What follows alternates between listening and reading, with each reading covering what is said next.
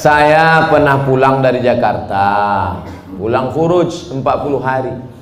Ini mau nanya apa mau ngasih tahu? Khuruj 40 hari. Naik kapal laut bulan Ramadan kemarin. Oh, sedap ceritanya nih. Rasa-rasa membaca novel tenggelamnya kapal Panderwijk. Ketika malam Jumat pula, saya duduk di atas kapal itu.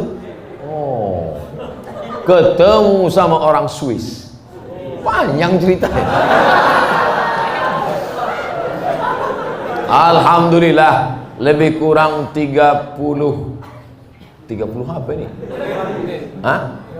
30. Tahu pula kalian dari aku lagi. Bicara sama orang Swiss itu, berhasillah kami bimbing dia syahadat. Allahu Akbar.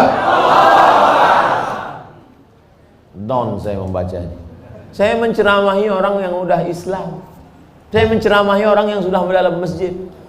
Ini mereka meninggalkan keluarga, meninggalkan harta, meninggalkan ruko, khuruj fisabilillah, menceramahi orang yang tak kenal Allah menjadi kenal Allah hanya dalam waktu 30 menit. Aku sudah 1 jam ceramah. Yang udah beriman tetap aja imannya gitu. Malu kepada Allah SWT. Alhamdulillah, dia pun bersyahadat Pak Ustadz, dan kami kasih hadiah siwa. Dengan senang hati langsung dipakainya siwa itu. Tapi ketika turun, saya kehilangan orangnya. Bagaimana tanggung jawab saya kepada Allah telah mensyahadatkan dia? Maka tadi saya disuruh membimbing syahadat perempuan. Lalu saya pesankan kepada pengurus masjid, catat nomor HP-nya, daftarkan dia ke Mu'alaf Center. Mu'alaf Center artinya pusat mu'alaf, bukan mu'alaf yang bawa senter. Persatuan mu'alaf. Nanti kalau ada yang masuk Islam, tolong dibuatkan, daftarkan di Mu'alaf Center. Perhatikan dia sudah ngaji atau belum, sholatnya bagaimana, puasanya bagaimana. Jangan setelah sadar. Tapi ini kau sudah berikan dia hidayah, saudaraku. Ayyahdiallahu bika rajulan wahidan. Satu orang dapat hidayah kanamu khairum min umurin na'am. Lebih baik daripada kau memiliki seekor unta yang merah. Adapun kelanjutannya, mudah-mudahan sekarang kan mereka orang-orang barat ini canggih, dia tahu internet, duit dia banyak. Mudah-mudahan dia kembali ke Swiss dan dia menggabungkan diri dengan saudara muslimnya di Eropa. Ini yang udah lalu tak bisa kita ulang. Cuma yang akan datang kalau mensyahadatkan, jangan lupa catat nomor HP-nya, alamatnya, supaya bisa kita kirim kabar, kita kasih video ceramah saya ini pula. Adik-adik yang di Fakultas Bahasa Inggris di USU Universitas Sumatera Utara, kalian terjemahkan bahasa ceramah saya ini ke bahasa Inggris supaya masuk Islam pula orang-orang Swiss sana nanti insyaallah. Jangan dia ini aja dapat surga, saya mau juga. Bagaimana Islam dia Pak Ustadz? Dia udah bersyahadat, tinggal dia belajar sholat, belajar puasa, belajar dia bagaimana berzikir, membaca Quran. Jangan lupa di Eropa itu pengajian-pengajian Islam justru lebih banyak. Di sana ada Islamic Center, ada Islamic Council, macam-macam di sana ada. Jadi jangan cemas, jangan takut. Engkau sudah menyampaikan hidayah kepada saudara kita. Begitulah aslinya dakwah. Inilah yang dai. Dai mengajak orang dari jalan setan ke jalan Allah, mengajak orang dari jalan tak tahu hidayah kepada jalan hidayah. Inilah yang dai, bukan Ustadz Abdul Somad dai. Ustadz Abdul Somad hanya mau izoh hasanah, menceramahi orang yang sudah dalam masjid, orang yang sudah baik, orang yang sudah dapat hidayah. Nah, Ustadz, bagaimana cara menghadapi suami yang terlalu fanatik dengan pengajian salafi? Sementara saya selalu berselisih paham dengan dia, dan dia selalu melarang saya untuk jangan memfoto atau memvideokan anak saya. Mohon pencerahannya Pak Ustadz. Perbedaan dengan salafi ini ada beberapa poin. Saya banyak kawan saya salafi. Ustadz Maher Tuailibi salafi, Ustadz Omar Mita salafi, Ustadz siapa yang di Malang? Abdullah Hadrami salafi. Cuma salafi ini ada yang garis lunak, ada yang garis keras. Kalau yang lunak baik, tetap hubungan baik. Cuma kalau yang keras, pertama ditengoknya jenggot, kedua kaki celana. Asal tengoknya tak berjenggot, tak gigi celana, neraka jahanam. Saya berapa kali dimasukkan orang itu ke neraka.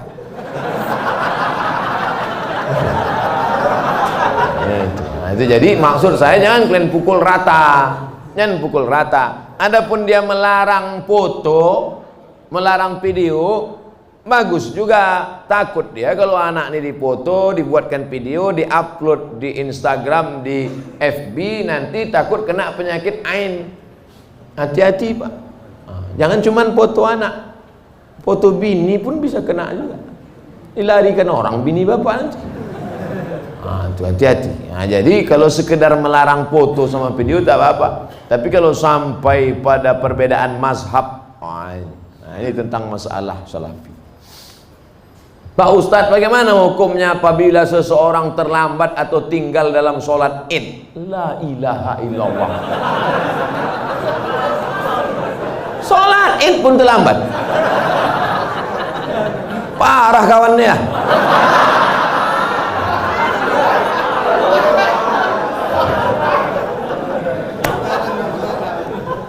Soalnya saya dikasih tahu sama Ustadz Iqbal, kata dia kita ini mau ke masjid yang paling ramai sholat subuhnya. Betul itu? Kenapa ada yang terlambat sholat id? Jadi kalau sampai ke tanah lapang, imamnya sudah takbir yang kelima, Allahu Akbar, Allahu Akbar, Allahu Akbar, Allahu Akbar. Apakah makmum yang masbuk tadi mesti mengulang takbirnya tadi? Tidak, karena takbir itu hukumnya sunnah. Dia ikut aja berapa yang dapat. Bagaimana kalau dia datang imamnya sudah tasyahud akhir?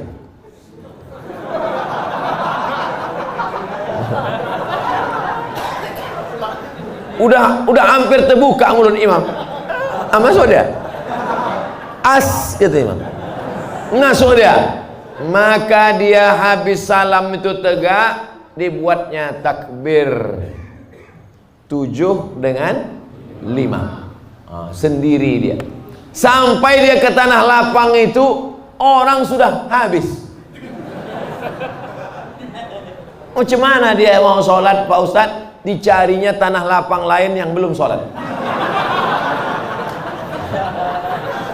Kau dengar-dengar di mana masih ada yang belum sholat. Kau gaslah ke situ. Ternyata seluruh Medan sudah sholat. Maka dalam kitab Al-Um Induk Fikih ditulis oleh Imam Muhammad Idris Asy-Syafi'i, meninggal tahun 204 Hijrah. Kata Imam Syafi'i dalam Al-Um, boleh sholat sendirian. Tapi mazhab Hambali tak setuju. Mazhab Syafi'i dalam kitab Al-Um boleh sholat sendirian. Bagi yang musafir, kemarin ada yang WA saya, Ustadz, saya pulang kampung naik pesawat, apakah saya nanti sampainya sekitar jam sekian gak ada sholat id lagi? Sholat sendirian menurut pendapat mazhab Syafi'i. Ustadz, saya baru tahu kalau pasangan hidup saya LGBT.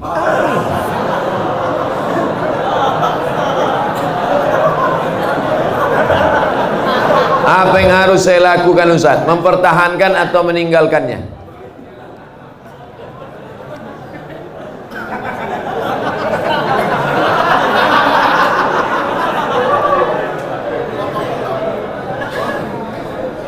Mungkinkah pertemuan itu di luar kuasa Allah Subhanahu wa ta'ala? Tak mungkin. Maka harus dibaca, ada hikmah di balik ini. Hikmah pertama, sebenarnya Allah memilih engkau karena Allah sedang menguji engkau merubah si LGBT ini. Oleh sebab itu, kau ajak dia, bang, ini laki-laki LGBT ini kan, bang, kau berubah bang, berubah. Bisa kau tengok yang laki-laki, kau tengok aja aku. Ajak dia pengajian, bimbing dia ruqyah, bawa dia ke Ustadz Musdar Bustamam LC di ruqyah. Mana tahu dia diganggu jin bencong. Ada. Jangan bapak ibu sangka orang LGBT itu murni karena diri dia diganggu jin. Ada beberapa bencong waktu dibacakan ayat-ayat ruqyah keluar balik jantannya. Oh, apa gitu. Padahal sebelum itu apa? Gitu. Sehat dia. Segala usaha, pergi ke terapis, pergi ke psikolog, pergi ke ustadz, pergi ke ruqyah. Kalau kau tengok ada perubahan, lanjutkan. Tapi kalau kau tengok nampaknya dia tak berubah, maka kau gugat ke pengadilan, kau cari suami yang bersih dari penyakit LGBT. Tapi lakukan dulu langkah-langkah ini. Tapi kalau dia tak berubah juga, memang tak ada niat dia untuk berubah, memang dia mau bertahan di situ. Kau perempuan lemah, tak sanggup. La yukallifullahu nafsan illa wus'aha. Maka kau gugat dia ke pengadilan. Saya gugat dia karena dia LGBT. Tengok sama Pak Hakim. Kenapa kau gugat dia? Dia LGBT. Betul kau LGBT? Iya, kata dia. Mudah-mudahan Allah menyelamatkan anak cucu cicit kita dari LGBT. Penyakit LGBT ditulis dalam Al-Quran. Innakum la ta'tuna ar-rijala syahwatan min dunin nisa. Kalian mendatangi laki-laki bersyahwat tak mau pada perempuan. Hukumannya ditulis dalam Quran. Ja'alna 'aliyaha safilaha. Kami jadikan yang bawah naik ke atas, yang atas bawah turun ke bawah. Amtarna 'alaihim bihijaratin min sijilin mandud. Kami hujani mereka dengan batu dari api neraka. Tak ada azab-azab yang hebat itu sampai ditulis dalam Quran, menunjukkan begitu hebatnya dosa LGBT. Di dunia kena penyakit HIV AIDS. Ada pengakuan seorang dokter ketika diperiksa, macam-macam penyakit yang tak terlintas di pikiran. Orang kena LGBT ini berbisul otaknya. Orang bisul di lutut, dia di otak. Oleh sebab itu LGBT, tobatlah kalian, tobat. Bertambah lagi musuh. Mengamuk pula besok LGBT. Bantailah situ. Apa lagi dipikirkan? Awak pun akan mati juga. Diam pun mati, bercakap pun mati. Bagus mati bercakap daripada mati diam. Ustaz, sekarang saya ini tengah mengagumi seorang mahasiswa di Mesir. Masya Allah. Balik saya muda balik rasanya. Bagaimana cara saya dalam mengistiqomahkan cinta saya dan membuat hatinya tersentuh? Tentunya tidak mengurangi rasa cinta saya kepada Allah, Pak Ustaz. Kau laki-laki apa perempuan? Saya ini tengah mengagumi seorang mahasiswa. Berarti dia perempuan. Dia suka sama mahasiswa di Mesir. Kau bilang sama dia, Bang, abang janji ya tak tergoda sama cewek-cewek Mesir. Abang mau nanti pulang dari Mesir menikahi aku. Tapi kau perempuan tak boleh ngomong langsung sama laki-laki. Itu namanya perempuan gatal. Nah, walimu yang menghubungi dia, ayahmu, abangmu, datukmu, pamanmu, pakcikmu, ngomong ke dia, Assalamualaikum alumni Mesir. Ya, kau nanti pulang mau nikah sama anak saya. Aku tengok dulu, Pak. Kalau segan nanti saya kontak dia, saya hubungi. Adik-adik kelas saya itu. Mudah-mudahan dari muda dia sudah menginginkan seorang imam yang dapat bibit bebet bobot yang nanti akan menjadikan anak cucunya menjadi pemimpin-pemimpin bagi orang yang bertakwa. Wa ja'alna lil muttaqina imama. Nah, sekarang anak-anak gadis nih yang ditengoknya bukan tamat dari Mesirnya, ini tengoknya bukan ilmu agamanya, ini tengoknya datang naik apa? Kalau ditengoknya naik Grab, enggak ada.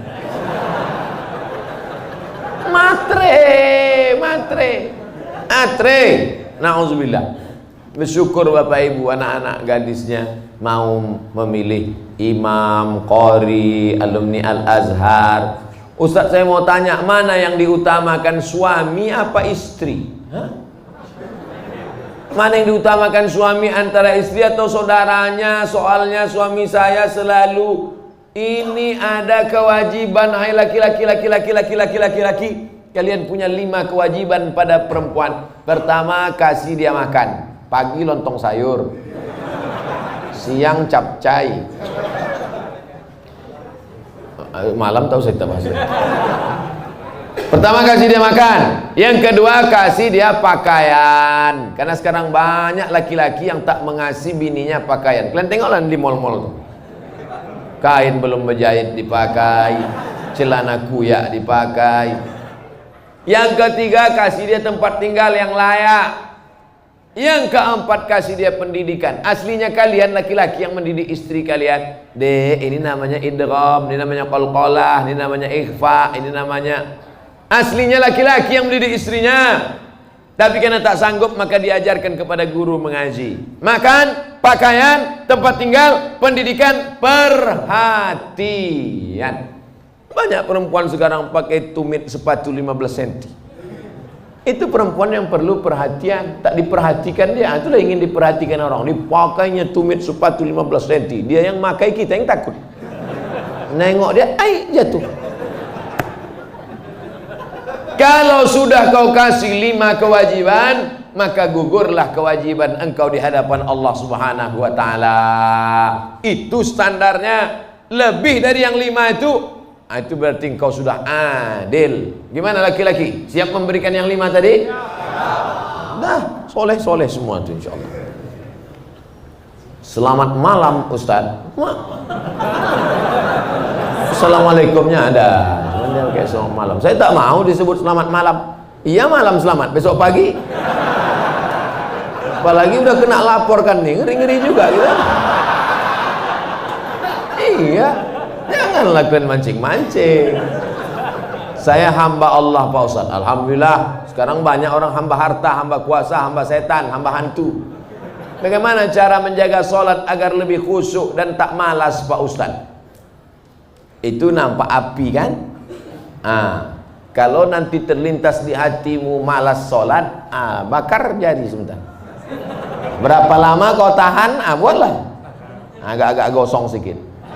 Hai tangan, tahan kau masuk neraka nanti tangan. Nama kau nanti nama nerakanya neraka sakor. Masalakakum fi sakar. Kenapa kau masuk dalam neraka sakar? Lam naku minal musallin, karena tak sholat.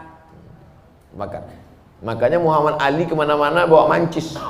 Muhammad Ali petinju, mana-mana bawa mancis. Padahal dia tak merokok. Ditanya orang, kenapa kau bawa mancis? Asal terlintas di otakku mau buat dosa, aku bakar tangan. Wah, kalau mancis tak mempan obor, wah. Bagaimana sholat ini khusyuk Pak Ustadz? 5. Yang pertama, ketika berwudu khusyuk. Waktu menyuci tangan, bersih dosa dari tangan. Waktu memasukkan air ke mulut ke hidung, bersihkan dosa-dosa mulut, dosa-dosa lidah, dosa hidung. Waktu air dibasuh ke muka, keluar dosa-dosa biji mata, banyak silap salah. Waktu air menyiram tangan, keluar dosa-dosa dari ujung jari jemari. Khusyuk. Waktu air mengusap kepala, keluar dosa isi kepala yang kotor sampai ke lubang telinga. Waktu air menyiram kaki, keluar dosa-dosa kaki yang dilangkahkan ke tempat maksiat dan dosa. Makanya ketika berwudu itu jangan bercakap. Ini banyak orang sambil wudhu bercakap. Itu udah aku bilang sama kau kemarin, panjat pinang itu jangan besar-besar kali pinangnya. Modal kita pun tak ada, tapi kau itulah. Pak RT kan udah ngasih, Pak RW kenapa enggak juga? Entahlah, kentutlah sama dia. Itulah maka tak khusyuk. Karena ketika wudhu masih bicara dunia. Lalu dari tempat wudhu ke tempat sholat tak boleh tasbih. Tasbih menggerak-gerakkan. Kerotak. Tak boleh. Tasbih tak boleh. Yang boleh tasbih. Subhanallah. Makanya kalau ada ngajak-ngajak ngobrol tak usah. Gimana kabar Anda semua? Subhanallah.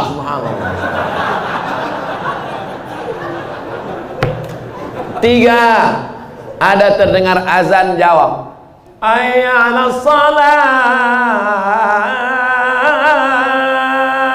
La haula wala quwwata.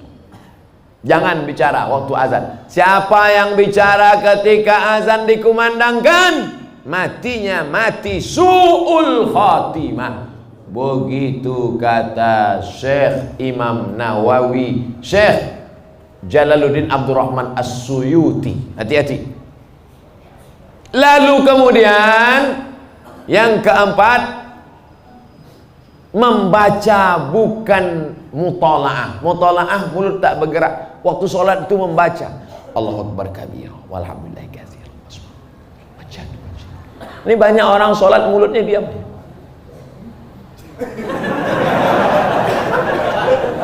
Mulut membaca, karena di situ disebut qiraah. Qiraah artinya membaca. Bismillahirrahmanirrahim. Alhamdulillah.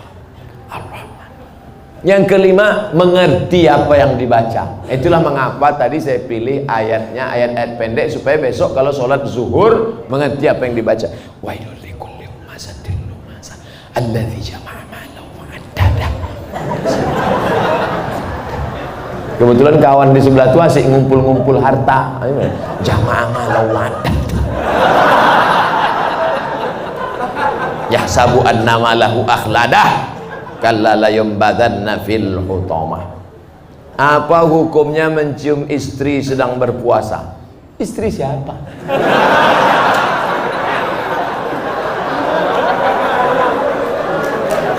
Kalau istri engkau yang kau cium maka tak batal. Dalilnya Nabi mencium Aisyah. Tapi kalau dia ihtiyat, hati-hati, takut dia tak bisa mengendalikan hawa nafsunya seperti Nabi Muhammad SAW, maka dia ihtiyat, dijaganya.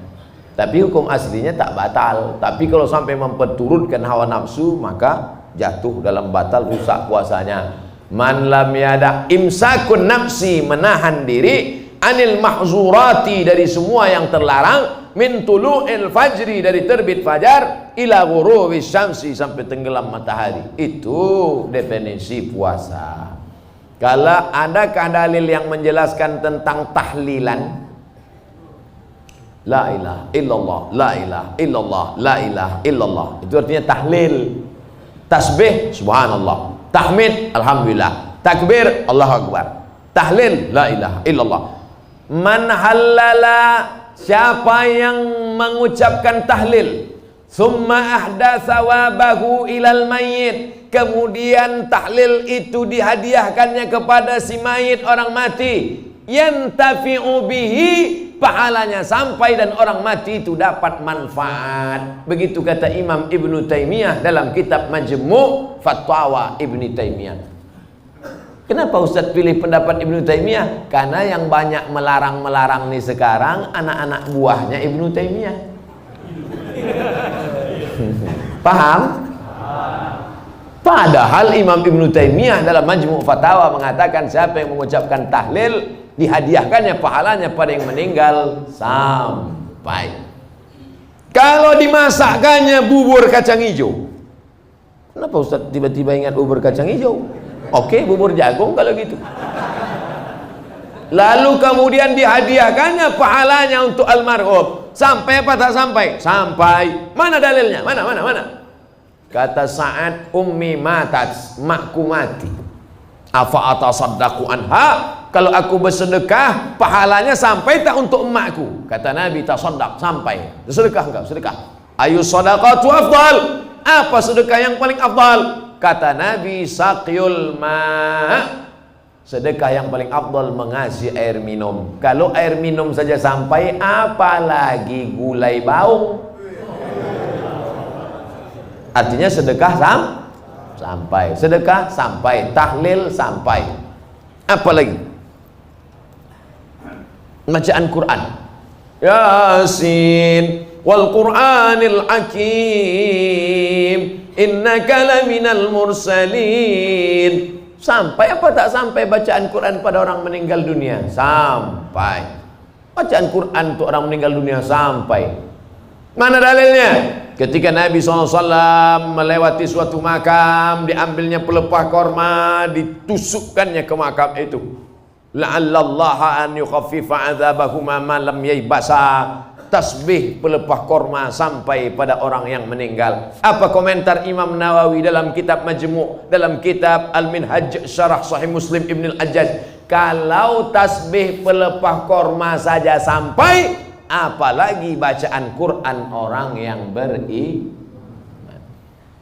Buka kitab Ar-Ruh, punya Imam Ibnu Qayyim Al-Jauziyah, murid Imam Ibnu Taimiyah. Punya murid namanya Ibnu Qayyim Al-Jauziyah, punya kitab namanya Ar-Ruh. Diriwayatkan sampai kepada Imam Ahmad bin Ambal lewat di suatu makam, ada orang membaca Al-Quran, Imam Ahmad bin Ambal melarang, tapi orang itu menyebutkan riwayat hadis, ternyata perawinya thiqah, bahwa Nabi punya sahabat namanya Abdullah bin Umar, anak Umar bin Khattab, berpesan, kalau aku mati nanti, bacakan di atas kuburku, pada bagian kepalaku pangkal Al-Baqarah, pada bagian kakiku ujung Al-Baqarah. Itulah dalil bacaan Quran sampai untuk orang yang sedekah sampai, tahlil sampai, baca Quran sampai. Sudah saya sebutkan dalil-dalilnya. Tak juga percaya, saya tak bisa menjawab. Habis.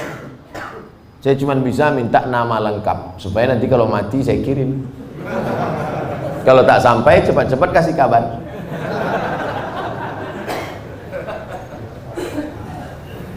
Mengazankan anak baru lahir itu apa dalilnya Pak Ustadz? Nabi mengazankan ke telinga Sayyidina Al-Hasan, anak Fatimah radhiyallahu anha, adzana shalah, bunyinya seperti azan waktu azan salat. Hadisnya disebutkan dalam kitab Sunan At-Tirmidzi. Nama kitab Sunan Tirmidzi, nama lainnya Jami' At-Tirmidzi. Status hadisnya hadisun hasan, hadis paling tinggi sahih, di bawah sahih hasan, tentang mengazankan bayi. Anak saya mengazankan. Allahu Akbar, Allahu Akbar. Tapi tidak kuat macam itu. Terkejutlah dia. Nah, makanya bapak ibu yang hamil sekarang istrinya, nanti bapak azankan. Tapi yang anak sudah lahir tak usah azankan lagi. Ini anak udah semester 2. Balik dari sini, sini sebentar. Allahu Akbar. Apanya ayahnya gitu?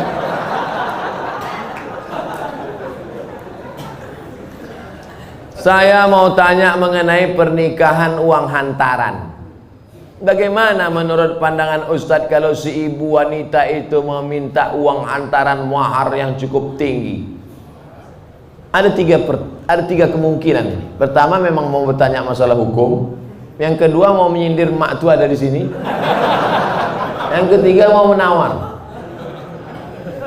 Perempuan yang paling baik, aqalluha mahran, yang maharnya paling murah. Wahai ibu-ibu, turunkan harga mahar.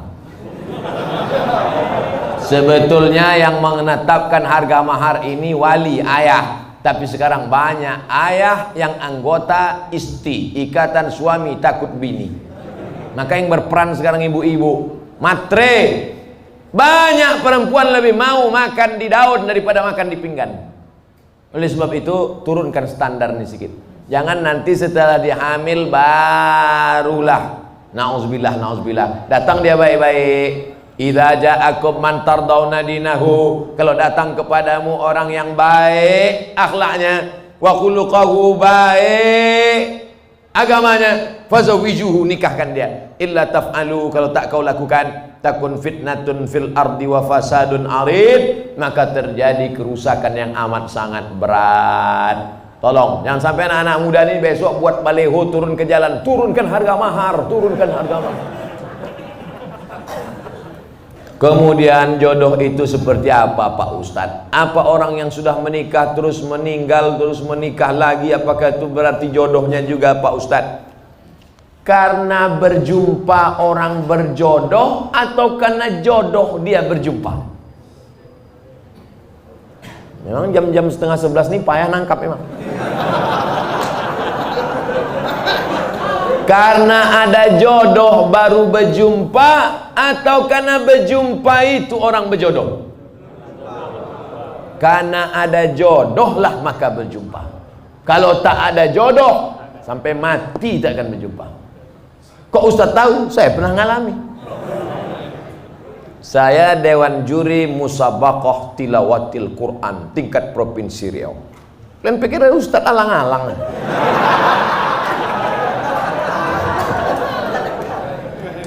Waktu itu belum nikah. Kata kawan saya, Mat, ku carikan kau perempuan qori'ah hafizah.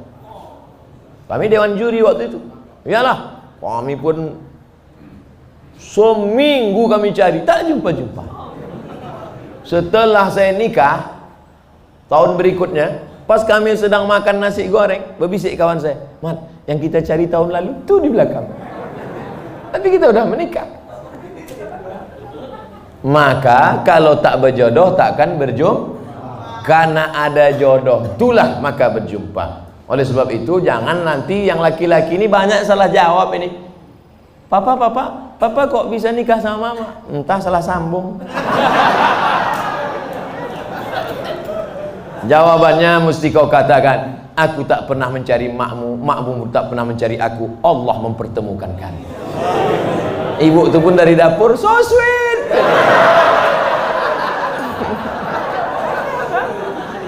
Karena jodoh lah kalian jumpa. Mengapa Tuan Syekh Abdul Rahman digelar dengan Syekh Silau Laut?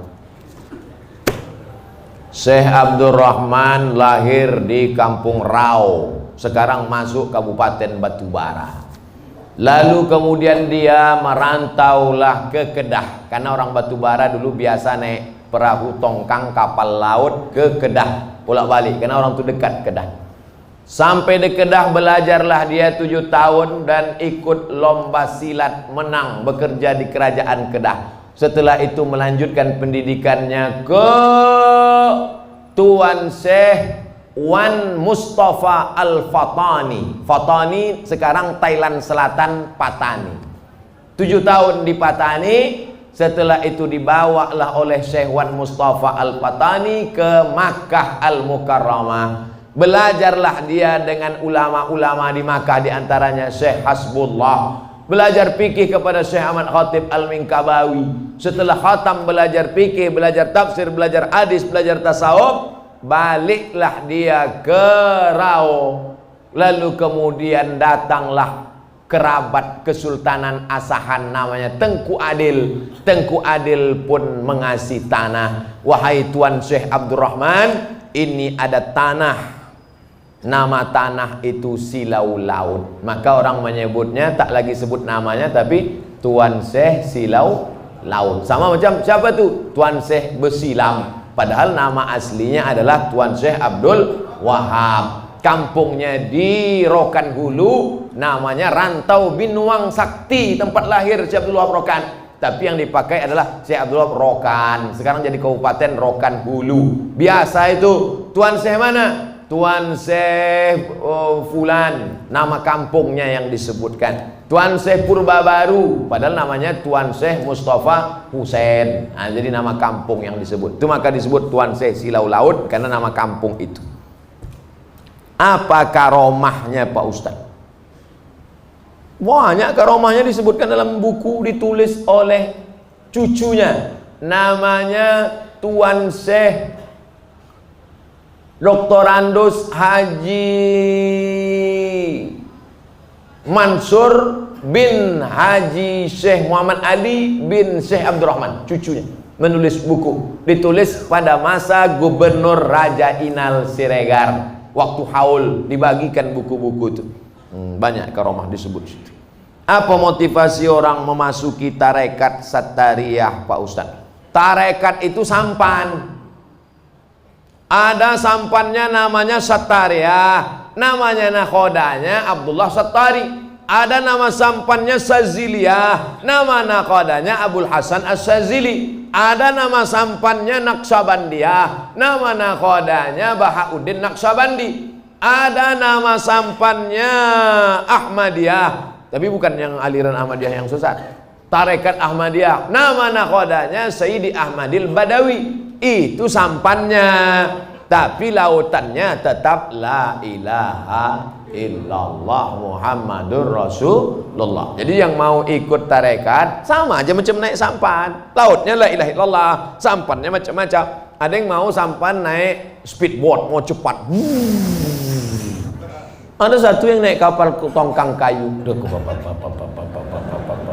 Dia mau slow. Kau tak ikut? Enggak, aku mau menikmati laut ini, mau slow aja. Macam-macam. Begitu lebih kurang gambaran tentang tarekat. Tarekat artinya jalan, jalan mendekatkan diri kepada Allah Subhanahu wa ta'ala. Apa doa anak terhadap orang tuanya itu sampai? Hadis Sahih Muslim. Idza matal insan, kalau orang mati, inqata'a, putus amalnya, illa min salatin, kecuali 3. Shadaqatin jariyah, amal sedekah, ilmin yuntafa'u bi, ilmu yang bermanfaat. Yang ketiga, waladin salihin yad'ulah, anak yang soleh. Makanya kita selalu minta doa, Rabbi habli minas salihin. Saya ingin sekali mendoakan orang tua saya supaya terbuka pintu hidayahnya, karena kami sangat menyayanginya. Doakan orang tuamu di sujud terakhir saat sholat, sunat, tahajud, witir, duha. Tapi jangan pakai bahasa Indonesia, nanti sholatnya batal. Dalam hati saja, ya Allah, ayahku ini berhentilah pakai sabu-sabu. Kenapa ketawa? Di masjid kami setiap malam Jumat ada pengajian. Kenapa cuma tiap malam Jumat? Tiap malam lah. Malam Senin fikih, malam Selasa hadis, malam Rabu akidah, malam Kamis tasawuf, baca Ihya Ulumuddin, malam Jumat stop wirid Yasin, malam Sabtu pengajian akhlak, malam Ahad tablik akbar. Masjid mesti penuh tiap malam. Karena kalau tidak, kosong masjid. Akan tetapi waktunya dimulai ketika azan sholat isya hendak berkumandang, sehingga jamaah sholat isya pergi ke masjid lain. Apakah sikap Ustadz itu benar membuka pengajian ketika azan isya berkumandang? Habis sholat isya dulu, habis sholat isya baru buka pengajian. Kenapa mesti pas azan isya itu? Sholat isya dulu, habis sholat isya baru buka pengajian. Saya selalu membuka pengajian maghrib. Kalau pengajian di Pekanbaru maghrib. Supaya apa? Supaya orang sholatnya 2, maghrib berjamaah, isya berjamaah. Karena kalau dibuat isya, banyak jamaah datang lambat. Bahkan diumumkan, jamaah Ustadz udah terduduk setengah jam.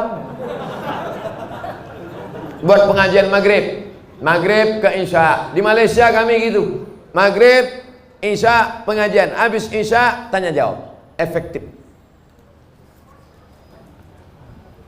Doa berhajat, dia berhajat naik haji dengan menjual tanah. Namun anak-anaknya melarang, malah minta bagian tanah dibagi sebagai warisan jika orang tua meninggal, sehingga orang tua tak jadi mendaftar haji. Bagaimana sikap orang tua dan sikap anak-anaknya ini? Desa kami banyak tanah ladang lebar-lebar Pak Ustaz. Oh, kalau dapat anak tak bertuah ini jadi. Datanglah emak-emak umur 70 tahun menggigil saya habis pengajian subuh. Ustadz, anak saya melarang saya karena saya mau pergi umroh. Dilarangnya karena dia katanya dapat warisan. Saya bilang, mestinya dia yang menggendong engkau sampai ke Makkah, balik lagi. Kau gendong makmu ini ke Makkah, jalan kaki, tawaf, sa'i, umrah, balik lagi ke Medan, belum tentu dapat. Kau tebus sekali dia menjerit waktu mengeluarkan engkau dari perutnya. Ini tanah-tanah dia. Dia belum mati lagi, udah kau atur pula harta warisannya. La ilaha illallah. Tak mencium bau surga orang durhaka. La yadkhulul jannah, tak masuk surga. Siapa itu? Uququl walidain, durhaka pada orang tua. Dia mau pergi haji, biar pergi haji. Mak, aku tak bisa membahagiakan kau, mak. Mestinya aku membayarkan ONH nih, mestinya aku membawa engkau ke Makkah. Aku tak bisa. Ini di tanah-tanah dia. Mau berangkat dia, berangkat di tanah suci. Ini harta dia pula ditahan, disuruh pula bagi dia sebelum mati. La ilaha illallah Muhammad Rasulullah. Naik darah tinggi saya. Ustaz, mohon pencerahan permasalahan saya ini. Beberapa bulan yang lalu saya keguguran. Usia kandungan 3 bulan 10 hari. Tapi ada yang berkata kepada saya bahwasanya saya terkena azab. Mohon jawabannya Pak Ustaz agar tidak mengganjal di hati saya. Semoga Pak Ustaz selalu dalam lindungan Allah Subhanahu wa taala. Amin ya rabbal alamin. La yusibul mu'min min nasabin wala wasabin wala saqamin wala syaukin yastakuha. Susah hati, gundah gulana, musibah, duri menusuk tapak kaki, illa kaffarallahu anhu biha sayiatu. Sesungguhnya Allah ingin menghapuskan dosa-dosamu, Bu. janinmu gugur 3 bulan 10 hari, kau bukan kena azab. Allah ingin membersihkan engkau dari dosa-dosamu, Bu. Jangan kau dengarkan cakap orang. Di dunia ini kalau dengar cakap orang makin pusing kepala kita.